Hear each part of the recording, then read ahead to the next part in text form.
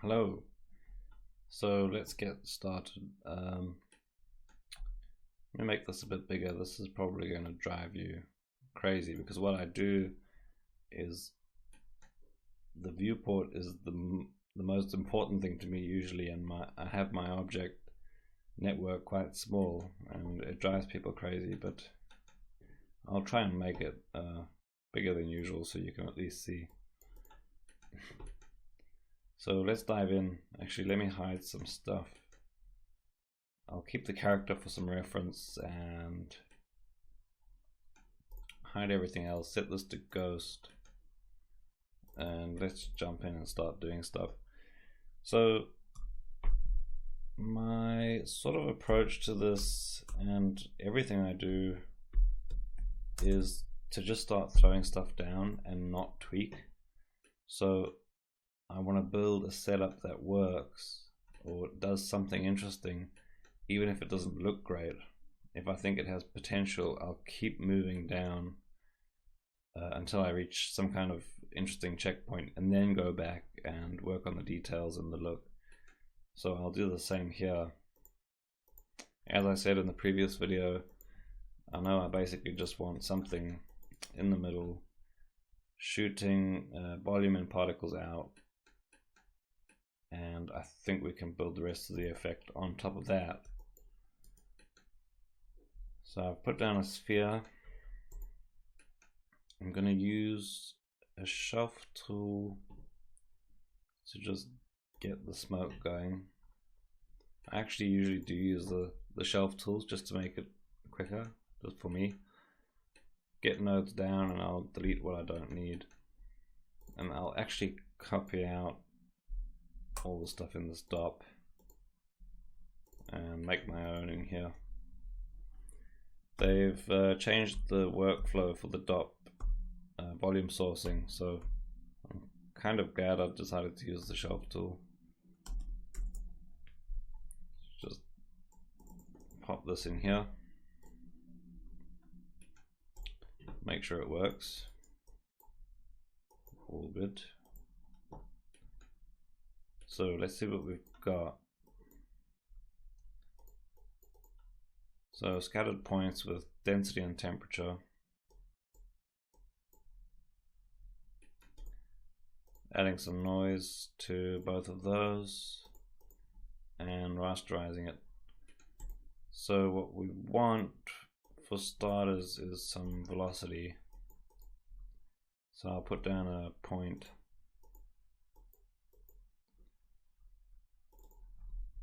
Quickly name this. I'll try and name things as I go, but I might go through a phase of cleaning up.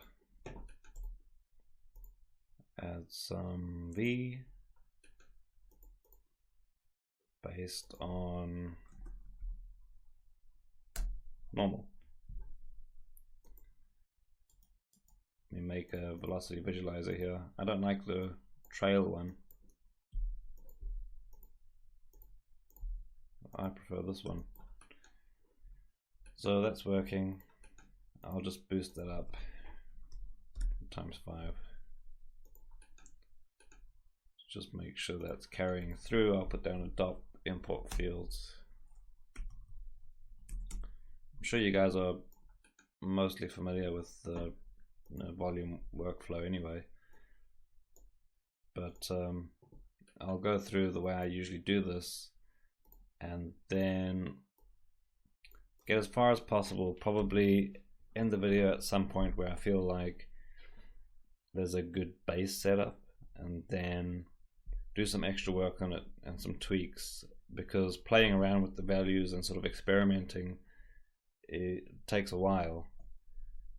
So what I'll do is on the next video, if I ever spend time and change lots of parameters, I'll go over everything I changed and try and sort of recap where we're at.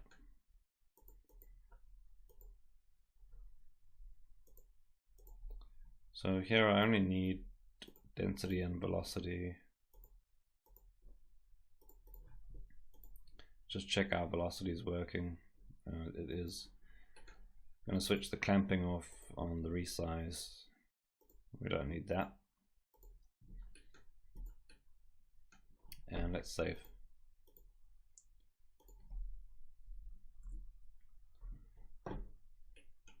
Right, so we have velocity outwards, but I want flat velocity.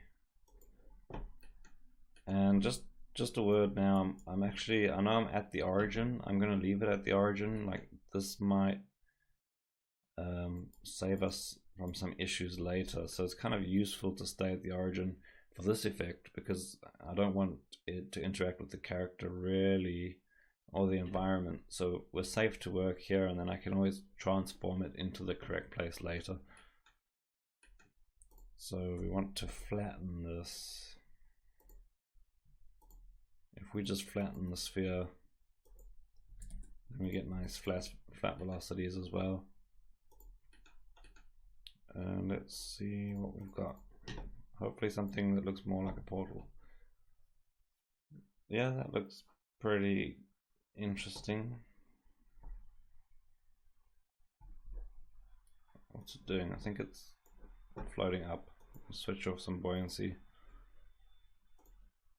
We don't need that either. So, like I was saying, I'm not going to tweak the volume settings right now. I think it's probably too turbulent, but it works. It looks okay. Let's carry on moving forward. I'm going to jump straight in. For me, pretty much every magical effect, at least as a base, consists of some kind of volume sim driving particle advection, and then that point cloud forms the basis of the magic. So let's actually put down a circle, because if we're going to source into the volume, we probably want the dimensions of the portal opening defined now. So this is where I need to see where the character is. Where is he?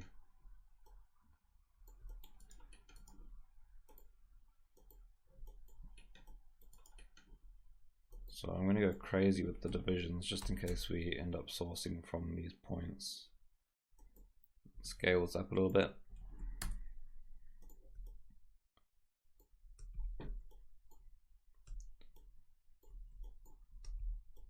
Looks about right. So I'll use that.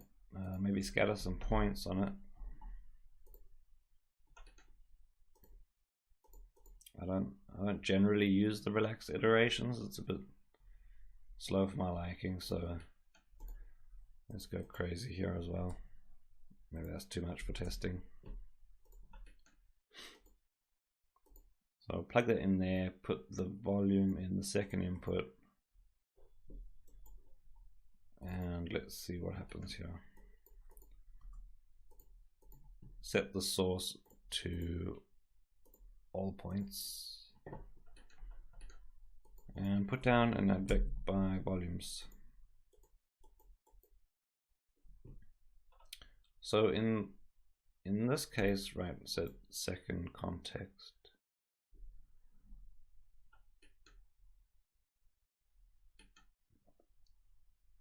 Yeah. So in this case, advection type, I would usually use velocity. Obviously it depends what you want. In this case I want the particles to fully resemble the volume simulation, so I'll update velocity, and usually I default to trace. Single step, trace is more accurate for me. Single step seems to overshoot if you have particularly high velocity fields from a volume sim. Then the pop can't keep up, so the particles end up shooting outside of that advector range. So my default is trace. You can use single step, but basically if you see points not doing what you expect them to do, try and change it to trace. Might fix the problem. Right, let's see what happens.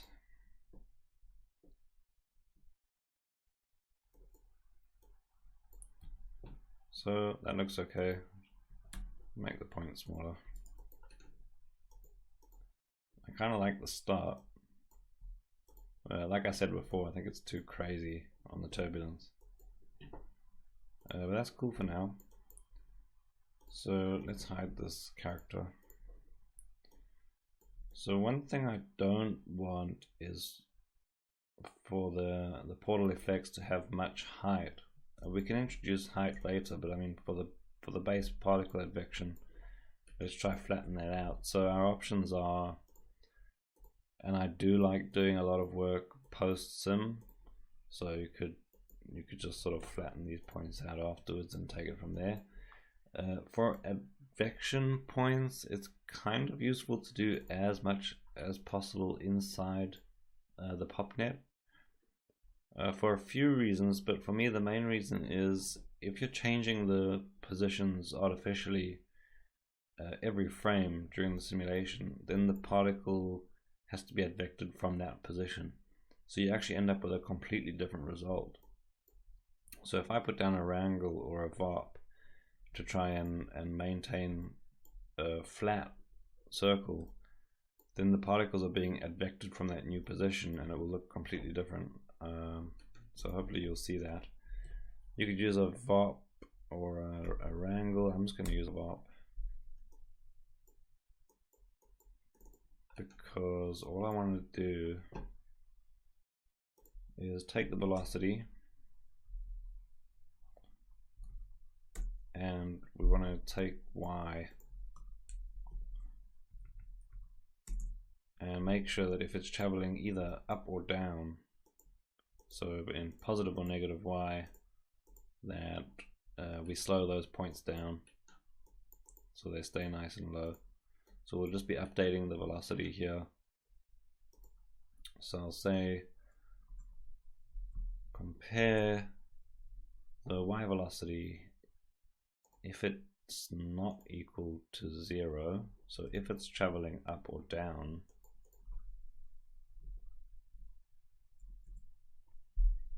two-way switch. If it is traveling up or down, then multiply the y velocity by 0.25, and if it's at 0, then don't do anything to the velocity. And if I reset this now, whoa. So you can see already that it's completely different from when I just used the transform to flatten it. And it actually looks pretty cool. I kind of like it. I'll put the camera down here to pretend like we're in the shot. Yep, that's a good start. So what I've done up till now is basically just without changing anything, started with nothing and have a workable setup. Basically, like this is the approach that I can use to make a lot of the layers that can go into building the effect. So I mean, as an example, I already like this, so what I'll do is I'll just duplicate the popnet, and it's really all about experimentation for me. So immediately I'll try, like, what if I just emit from the circle instead of the scattered points? And that's already completely different. I mean, it's the same noises and stuff, but the look is different. So I really like working like this. I feel like you can try different sources. You can add noises here maybe and have different noises for each pop.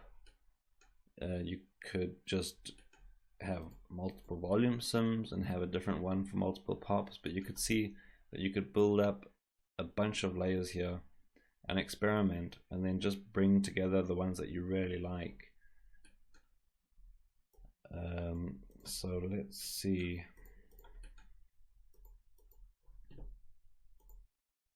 So we have this. What we probably don't want is a constant flow.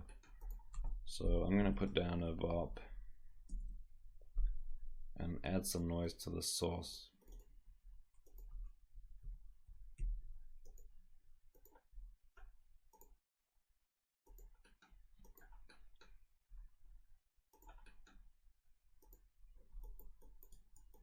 And I'm actually going to make the background black.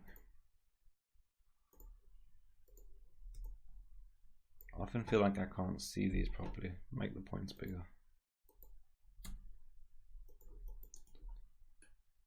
So we can just have any kind of noise here really. Just going to start with, that's pretty cool. Start with something like that.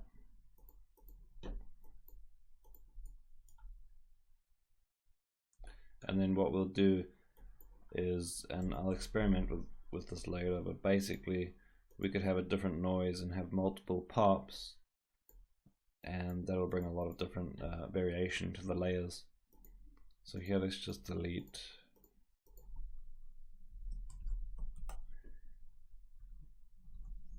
anything that's not white.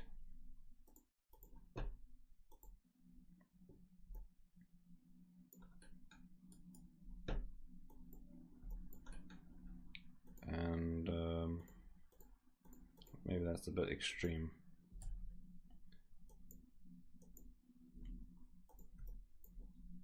And increase the substeps. So a bit slower. But you can kind of see what I'm getting at, and I mean, I could obviously tweak for ages here, and I don't want you to watch me just trying out things. Like I said, part of this is basically put down a bunch of stuff that you feel comfortable experimenting with, and then take the time and really try different things. I'll come back when this video is done and try maybe add some variation to the noise, like make it move over time. Try a different noise on this one, change some simulation settings inside. So I'll play around with this a bit, and I'll see you in the next video, and probably recap anything I've changed up until this point. See you.